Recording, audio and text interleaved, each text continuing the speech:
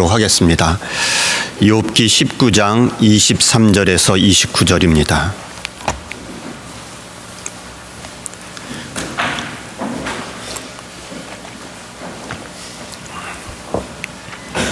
욥기 19장 23절에서 29절까지 보도록 하겠습니다. 구약성경 779페이지입니다. 한 절씩 교독하시겠습니다. 나의 말이 곧 기록되었으면 책에 씌어졌으면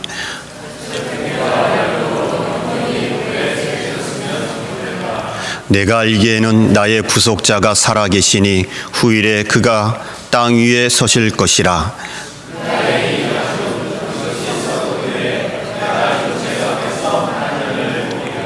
내가 친히 그를 보리니 내 눈으로 그를 보기를 외인처럼 하지 않을 것이라. 내 마음이 초급하구나.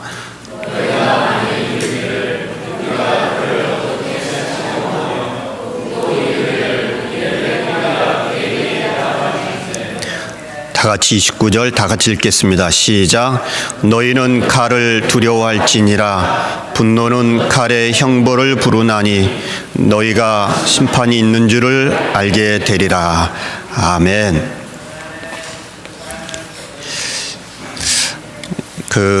인생들에게는요, 한계 상황이라고 하는 것이 있다고 합니다.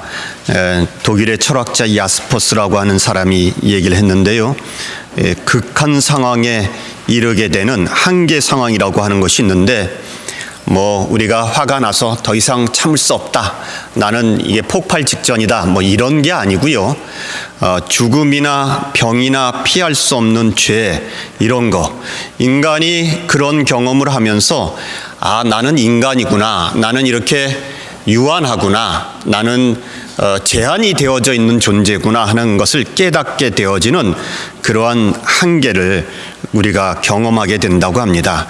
지식의 한계, 시간의 한계, 건강의 한계, 쉽게는 물질의 한계, 이런 것들을 경험하는데요, 그러고 나면은 인생들은 좌절을 하게 되어져 있답니다. 좌절을 합니다.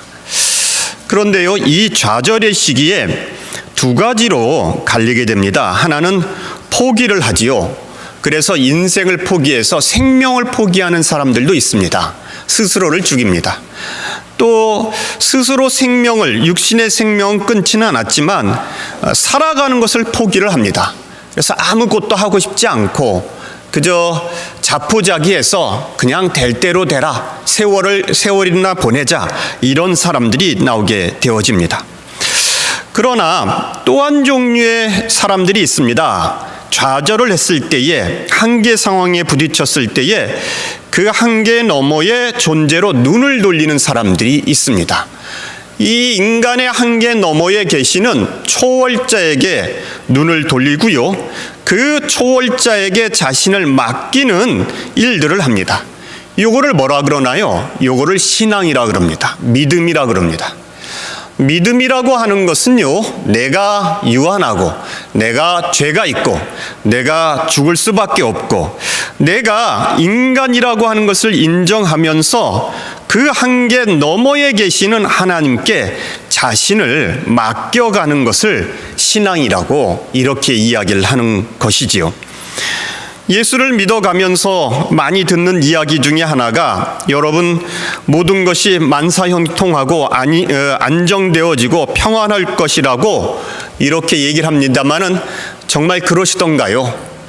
여러분, 이 인생은요, 고난이 없는 날이 없습니다. 매일매일이 고난이고요, 고난 속을 살아가도록 되어져 있습니다. 옛날 이 미국 땅에 청교도들이 와서 자녀들이 아침에 일어나면 기도를 시키고 말씀을 읽히고, 그리고 또 잠잘 때도 성경 말씀을 읽히고 기도를 시키고 그랬습니다. 그래서 그 사람들은, 그 자녀들은 다 훌륭하게 되고 다 문제가 없고 다 고난이 없을까요? 아닙니다. 그때도 고난이 있었고 지금도 고난이 있고요. 그렇게 어렵게 살아가는 인생들 똑같은 모습들을 보여주고 있다는 거지요. 욥은요, 고난받는 사람들의 대표 선수입니다. 고난받고 있는 사람입니다. 그런데 이 재밌는 거는 욥은 어떤 이유가 없이 까닭 없이 순전하게 하나님을 믿었고 정직하게 하나님을 경외했는데도 고난을 당하는 그러한 모습을 보여줍니다. 예수를 잘 믿고 하나님을 잘 믿으면 그렇게 되면 안 되는 것 아닌가? 아닙니다. 까닭 없어도 고난이 있다는 것을 욥기서가 우리들에게 보여주는 거죠. 지난번에도 제가 말씀드렸습니다만 여기에 세 친구, 빌닷과 엘리바스, 그 다음에 소발, 이렇게 세 친구가 하는 얘기는요, 까닭 없이 고난당하는 일이 없다는 것이지요. 그래서 빌닷이라고 하는 친구가 8장에서 내 시작은 미약하였으나 내 나중은 창대하리라 이렇게 얘기합니다. 그런데 거기에 조건이 있습니다. 조건이 무슨 조건인가 하면은요, 8장에 보면은 네가 하나님을 찾고 전능하신 이에게 간구하고 정결하고 정직하면 요 조건이 딱 맞아떨어지면 그러면 하나님께서 너를 안정하게 하시고 평화롭게 하시고 너의 처소를 안전하도록 인도하실 것이라고 이야기합니다. 까닭 없이 복 주시지 않고 까닭 없이 고통에 던지시지 않는 하나님이라고 이렇게 말합니다. 여러분, 요 얘기가요 전체적인 얘기입니다. 엘리바스나 빌닷이나 소발이나 하는 친구들의 얘기가 똑같은 얘기입니다. 그러면 그 얘기를 이 친구들만 하고 있을까요? 아닙니다. 지금 우리 교회에서도, 현대 기독교에서도 이 얘기를 그대로 합니다. 하나님 앞에 나와서 열심히 예수 믿으면 지성이면 감천이라고, 하나님께서 복을 내려주실 것이라고 이렇게 얘기합니다. 여러분, 그 학창시절에 지성이면 감천이라고 열심히 레포트를 써서 내면 성적이 잘 나올 것이라고 믿지요. 그렇게 쓰는 친구들이 있습니다. 어느 교수님이 거기다 이렇게 썼다 그래요. 지성이면 감천이 아니라 지성이면 감점이다. 넌 너무 많이 썼다, 쓸데없이. 여러분, 이 지성이면 감천이 아닙니다. 공든탑이 쌓여져만 가는 것이 신앙이 아니라고요. 거기에는요, 우리 인간들이 생각하는 그런 세상적인 인과율을 뛰어넘는 하나님의 방법과 하나님의 섭리와 하나님의 다스림이 있는 것이 신앙입니다. 그런데 이것은 보지 않고 있는 겁니다.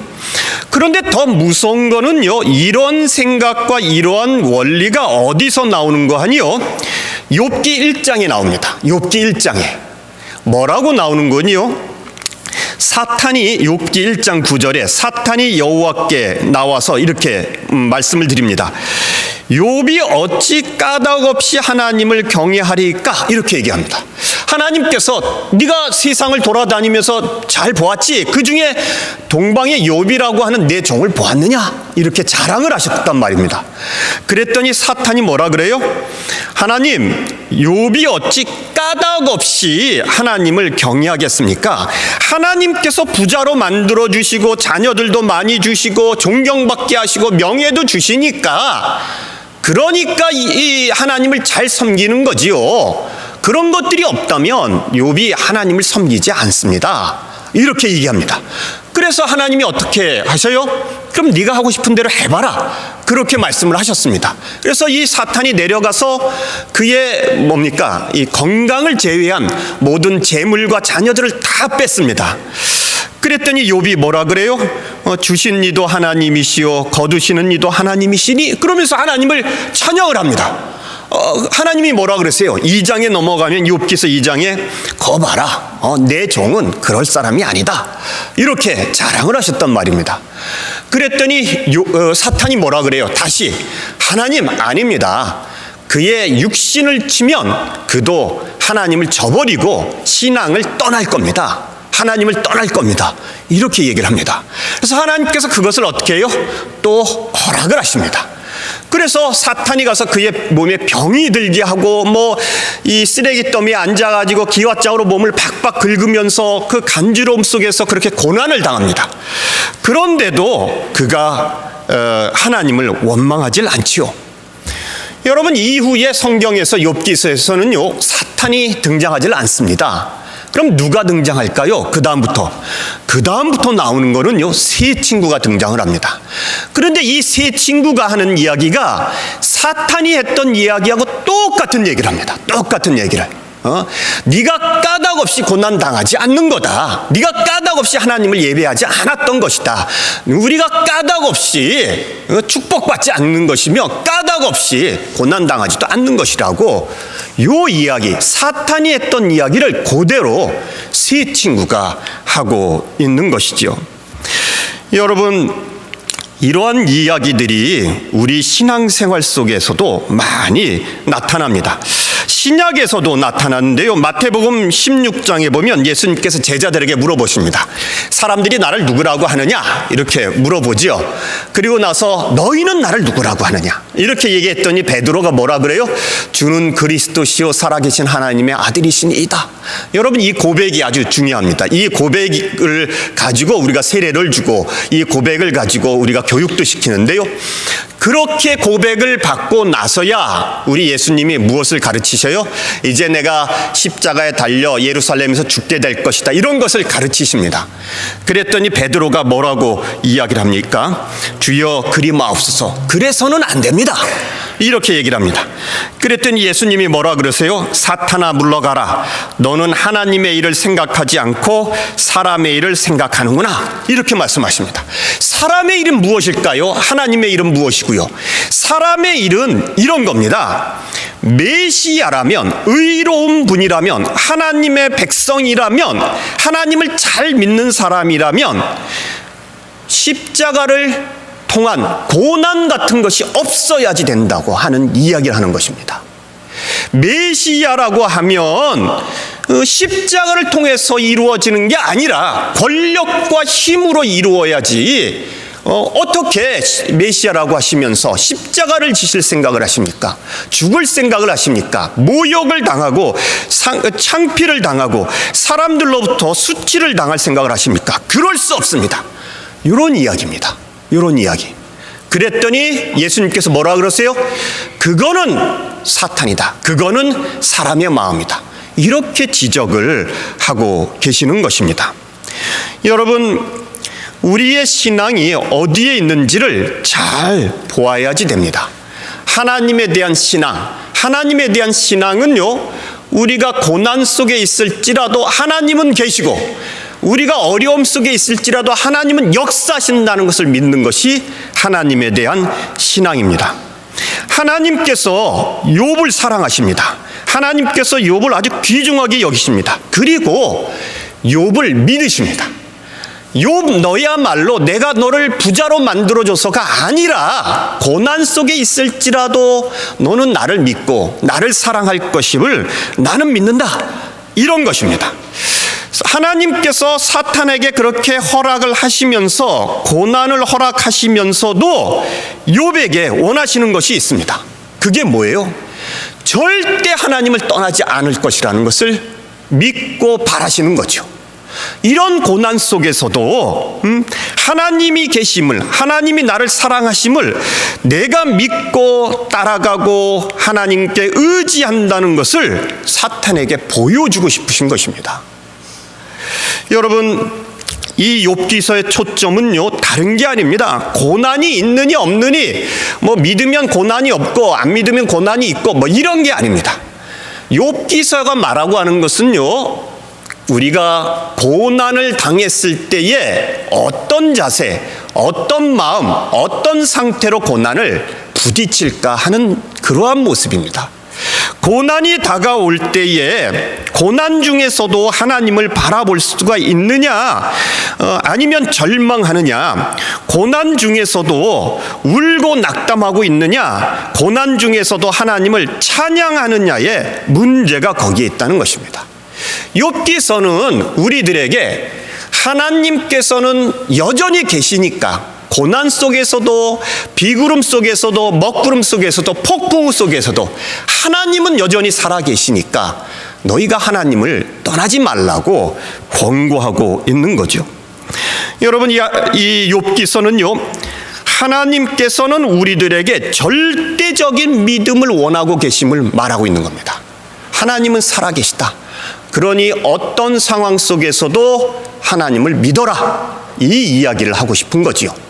창세기 12장에 보면은요, 하나님께서 아브라함에게 나타나셨습니다. 그리고 아브라함을 떠나라고 그러시지요. 여러분, 이 떠날 때에 우리가 무엇을 갖고 떠납니까? 뭐 이 여행 계획서, 아이티너리 같은 게 필요하지 않습니까? 어디로 가서 어디서 자고 뭘 먹고 뭐 이런 것들이 다 필요하지요. 이런 것들을 잘 짜야지 또 아내와 자녀들이 기뻐하고요. 이거 잘못 짜서 이게 메스업 되고 막 그러면은 집안으로, 그 가족으로부터 막 뭡니까, 이렇게 공격도 받고 그러잖아요. 이걸 잘 짜야 됩니다. 아브라함이 가장입니다. 떠나라 그래서 가족들을 이끌고, 뭐 가족이라고 해봤자야 뭐 아버지 계시고요, 뭐 몇 사람 없습니다만 하나님께 물어보지 않을까요? 하나님, 어디로 가라고 하시는 말씀입니까? 이렇게 묻습니다. 분명히 물었을 겁니다. 그런데요, 여기에 이 성경은 아브라함이 갈 때에 갈 바를 알지 못했다고 그럽니다. 하나님께서 질문을 허용하지 않으십니다. 어디로 갈지, 어느 곳으로 갈지, 언제 갈지 이것을 허용하지 않으십니다. 무작정 가는 겁니다. 하나님께서 내가 말했으니 너는 그냥 가는 거지, 이런 믿음을 원하고 계시는 거지요. 아들을 낳았습니다. 100세에 낳은 아들인데요, 하나님께서 바치라 그럽니다. 여러분, 너무나 많은 질문이 있습니다. 하나님, 이 아들이 어떤 아들인데요? 하나님께서 약속하신 아들이고요, 얼마나 귀중한 아들인데요? 너무나 많은 할 말이 있습니다. 하나님께서 그 말을 허용을 하지 않으십니다. 그냥 바쳐라. 아브라함은 어떡합니까? 네, 바치겠습니다. 그리고 모리아 산으로 아들을 끌고 가는 거죠. 여러분, 욥이 고난을 당합니다. 재산을 잃었고, 명예를 잃었고, 자녀들을 잃었고, 가정을 잃었고, 아내마저 잃었고, 친구도 잃고, 의로움도 잃고, 다 잃었습니다. 친구들이 와서 얘기를 합니다. 야, 너 죄 지은 거 있잖아, 솔직히 얘기해봐. 아니라니까. 나는 그런 사람이 아니라니까. 내가 평생 살아온 걸 너희들이 다 잘 알지 않느냐, 이렇게 얘기를 하는데도 친구들이 우리가 보기는 보았으나 그러나 우리가 모르는 무슨 죄가 있지 않겠어? 그러니 그걸 얘기해봐. 이렇게 아주 기가 막힌 얘기들을 합니다. 욥이 친구들에게 이 얘기합니다. 제발 입 좀 다물어라. 그런 말은 나도 하겠다. 나는 그런 사람이 아니다. 이렇게 얘기를 하니까 뭐라 그래요? 너 참 교만하구나. 그런 사람이 도대체 어디 있어? 이러면서 친구들이 공격을 해옵니다. 여러분, 이러한 때에 욥이 하나님께로 눈을 돌립니다. 하나님께 기도하고 하나님께 나아가고, 그리고 하나님께 소망을 두게 되어지는 것이죠. 하나님을 바라봅니다. 여러분, 소고기 얘기할 때 호주산, 미국산 이런 얘기를 좀 들어보셨지요? 뉴질랜드에서도 소를 키우면은요, 소를 다른 나라에 팔려고 하면 배에다 이렇게 실어가지고 한 달 정도 항해를 하면서 다른 나라로 이렇게 소들을 옮긴답니다. 그러면 이 배에 타고 있는 소들이 마른 먹이를 이렇게 주면은 그걸 서로 또 조금이라도 더 먹겠다고 서로 치받으면서 싸움을 그렇게 한답니다. 그런데 이렇게 가다가요, 한 70마일, 80마일 육지로부터 떨어진 곳으로 이제 점점 가까이 가지 않습니까? 그러면은 이상하게 소들이 그때부터는 얌전해진답니다. 먹이는 먹긴 먹어도 많이 먹겠다고 싸우지도 않고, 그리고 얌전해진다는 거죠. 전문가들이 뭐라고 얘기를 하는 거 아니, 이 소들이요, 그때쯤부터 육지에서 날아오는 육지의 신선한 풀 냄새들을 맡기 시작한다는 거죠. 아직 육지가 보이지도 않습니다. 그런데요, 냄새로 그것을 안다고 그래요. 그리고는 그 냄새를 맡기 시작하면서부터 그 냄새로 인하여 신선한 풀을 먹을 거라고 하는 소망이 생긴다는 거죠. 그리고는 신선한 풀에 대한 소망을 가지고 있기 때문에 이거 마른 풀 그거 조금 먹고 너 먹어라, 이런다는 겁니다. 그래서 그 육지가 가까워지면서부터는요, 점점 싸움이 없어지고, 그리고 소들도 얌전하게 가게 되어진다는 것이죠. 여러분, 우리가 하나님의 자녀가 되었습니다. 믿음으로 항해를 하고 있습니다.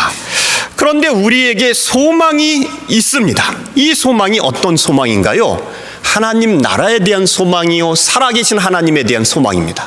이 소망이 있는 한 이 땅의 고난들을 우리가 겪을 때에 넉넉히 기쁨으로 이겨나가는 거죠. 이 땅에 살아가는 고난의 문제가 아닙니다. 믿음의 문제요, 소망의 문제가 거기에 걸려 있다는 거죠. 오늘 여기에 본문을 보시죠. 너무나 기가 막힌 말씀이 있습니다. 25절 말씀 다 같이 한번 읽어보겠습니다. 25절 말씀 다 같이 읽어보겠습니다. 시작. 내가 알기에는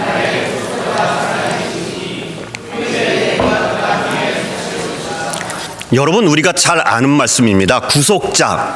구속자는 누군가요? 대속자. 우리 신약의 성도들에게는 구속자 예수님을 말씀하시고요, 이 구약 성경에서는 하나님을 얘기하고요, 룻이라고 하는 여인에게는 보아스가 구속자였습니다. 땅을 회복시켜주고 집안을 다시 회복시켜줄 수 있는 그러한 사람, 나의 구속자, 나의 구원자가, 내가 알기에는 나의 구속자가 살아계시다, 죽지 않았다는 거죠. 하나님이 살아계십니다.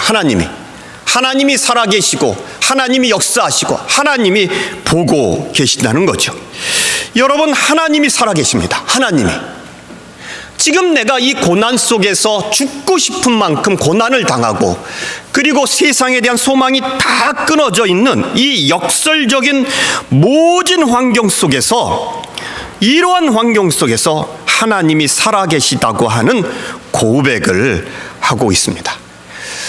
우리는 예수 믿으면서요, 일이 잘 되면 하나님이 살아계시고, 일이 안 되면, 잘못되면 하나님이 안 계시는 것 같이 느껴지지요. 그런데 욥은 뭐라고 얘기하는 겁니까? 이 온몸이 만신장이가 되어서 찢어져 가는 그런 고통 속에서도 나의 하나님, 나의 구속자는 살아계시다, 이렇게 고백을 하면서 흔들리지 않고 있는 것입니다.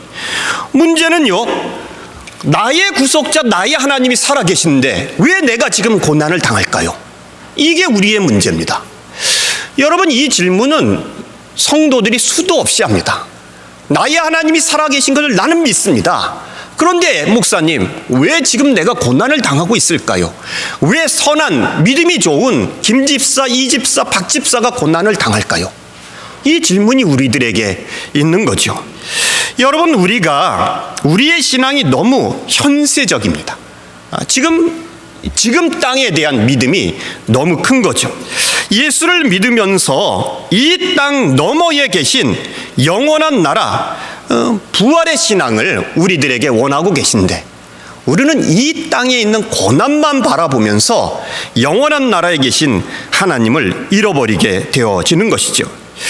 여러분, 그러면서 성도들이 뭐라 그럽니까? 여러분들도 기도를 이렇게 한 번씩 하셨을 텐데요. 하나님, 내가 이 일에 성공해서, 이 사업에 성공해서, 이 직장에 취직해서 잘 돼서 하나님께 영광 돌리게 하여 주옵소서, 이렇게 얘기합니다. 내가 잘 되면 하나님께 영광 돌리는 거고, 내가 못 되면 그러면 하나님께 영광이 안 돌아갑니다. 그러니 하나님 잘 생각해서 저한테 축복을 주십시오, 이런 협박이지요. 그 룻기서를 보면은요, 이방 여인 룻이 나옵니다. 그 나오미 집에 시집을 왔습니다. 시어머니가 나오미입니다. 그런데 여러분 보십시오. 이렇게 보면 됩니다. 믿지 않는 여인이 믿는 집에 시집을 왔습니다. 그래서 이제 믿는 집에 왔으니 잘 먹고 잘 살게 되었더라, 이러면 얘기가 좋은데, 시집을 딱 왔더니 이 믿는 집에 시아버지 돌아가시고, 남편 돌아가시고, 시동생 돌아가시고, 모든 남자가 다 죽었습니다. 그리고는 시어미 나오미와 동서와 자기만 남았습니다. 여러분, 하나님 믿는 집에 시집 왔는데 잘 먹고 잘 사는 게 아니고, 이게 도대체 무슨 일입니까? 동서는 자기의 고향으로 돌아갑니다. 그런데요, 이 룻이 어떻게 합니까? 나오미 시어머니를 따라서 시어머니의 하나님을 내가 영접하고 받아들이겠다고 이렇게 이야기를 합니다. 여러분, 우리가 전도를 위하여, 하나님의 영광을 위하여 내가 세상에서 잘 되어야겠다고 힘이 있어야겠다고, 교회도 힘이 있고 성도들도 힘이 있고 믿는 자들도 힘이 있어야지 복음도 전파되어지고 잘 되는 것 아니겠냐고 이렇게 얘기합니다.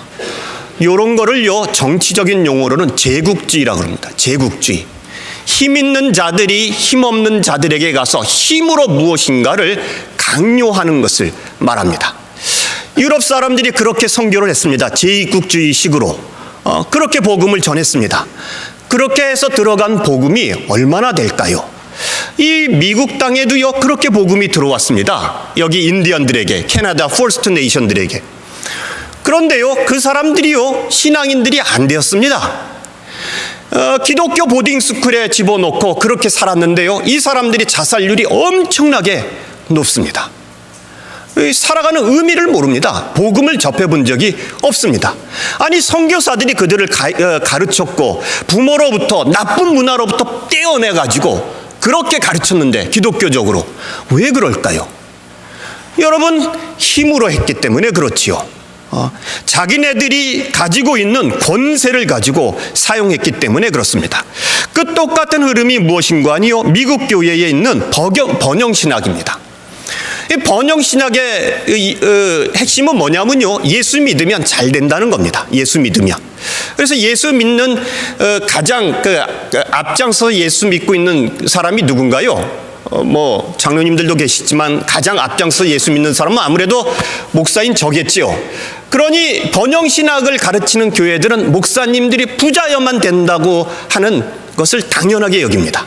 그래서 목사님들이 손을 이렇게 딱 들면 손가락마다 뭐가 있어요?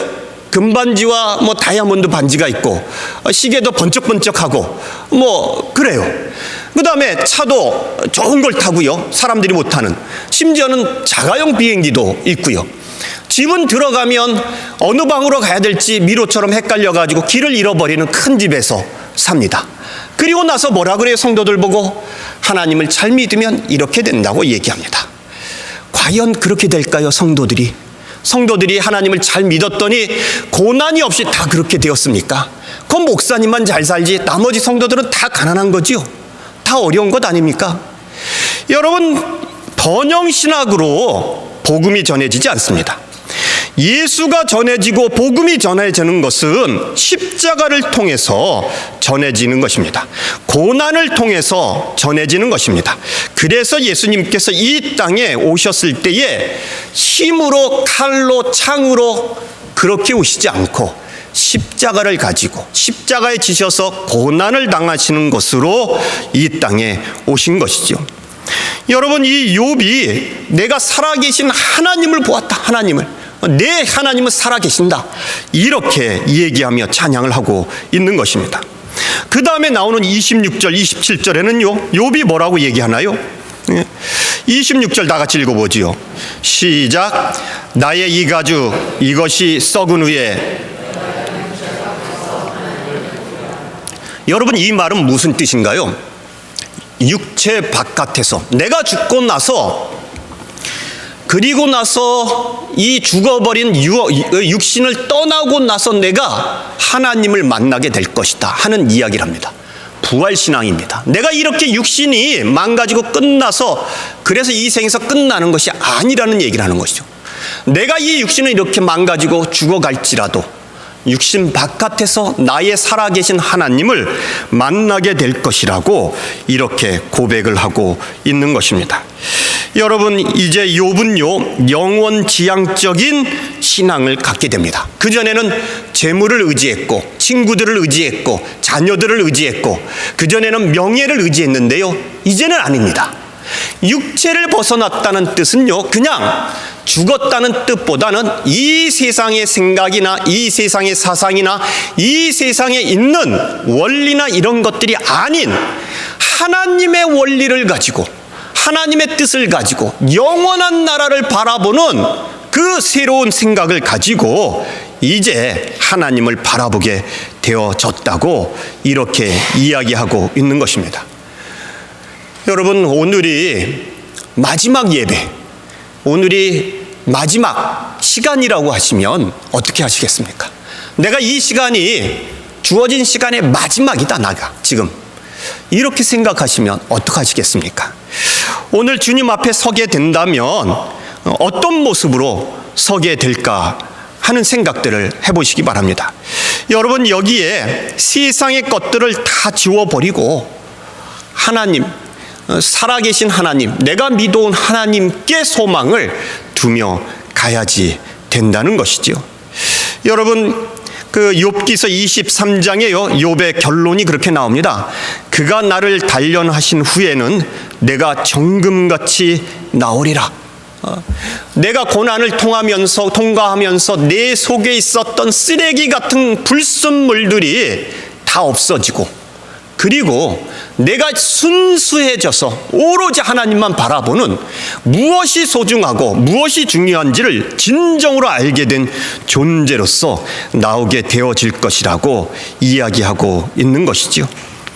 여러분, 예수 믿으면 다 잘 될 것이라고 생각하지 마시기 바랍니다. 예수 믿는 자들에게 고난이 있습니다. 고난이. 그리고 하나님께서 그 고난을 통하여 우리의 눈이 영원을 보게 하시고 하나님을 볼 수 있도록 만드신다는 거죠. 여러분, 우리가 잘 돼서 하나님께 영광 돌리고 잘 돼서 복음을 전해야 되겠다. 하나님께 영광 돌려야 되겠다. 그런 생각 버리시기 바랍니다.